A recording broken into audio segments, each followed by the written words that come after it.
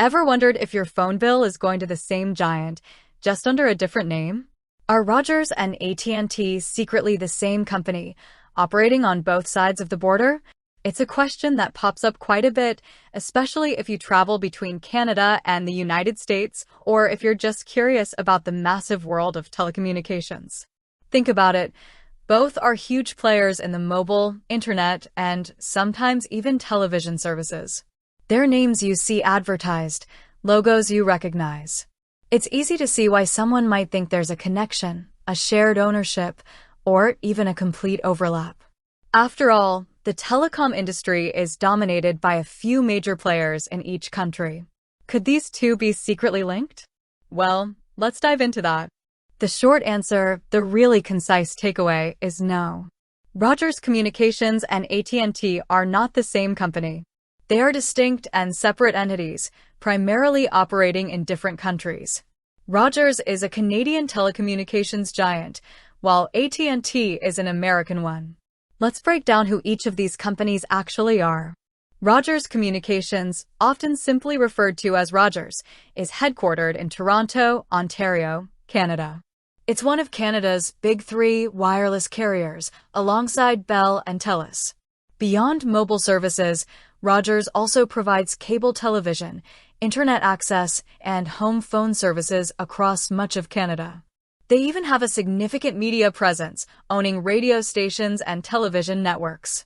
Rogers is a publicly traded company on the Toronto Stock Exchange under the ticker symbol RCI. On the other side of the border, AT&T is a major American telecommunications company headquartered in Dallas, Texas. It's one of the largest mobile service providers in the United States.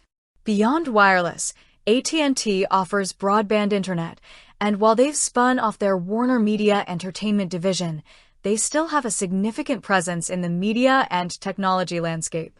AT&T is a publicly traded company on the New York Stock Exchange under the ticker symbol T. So, if they aren't the same company, why the confusion? Several factors might contribute to this. Firstly, as mentioned, both are massive telecommunications companies in their respective countries. They operate in similar industries, offering comparable services. This similarity in their core business can lead to assumptions of a shared umbrella. Secondly, the global nature of technology and communication might blur the lines for some. We use the same smartphones, access similar online platforms, and travel between these countries frequently. This interconnectedness might lead to a perception of interconnected companies. Thirdly, there might be some historical context, though not a direct ownership link.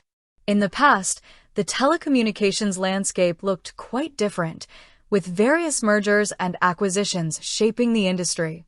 While there haven't been any direct mergers between Rogers and AT&T, the history of telecom is complex and involves numerous players and partnerships over time.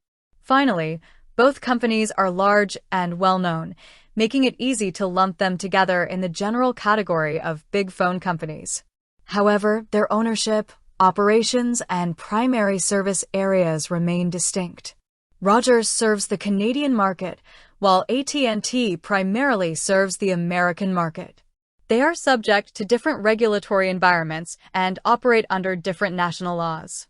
While they might have roaming agreements that allow customers to use their services while traveling in the other country, this is a standard practice among international carriers and doesn't indicate shared ownership. These agreements simply allow seamless service for users crossing the border.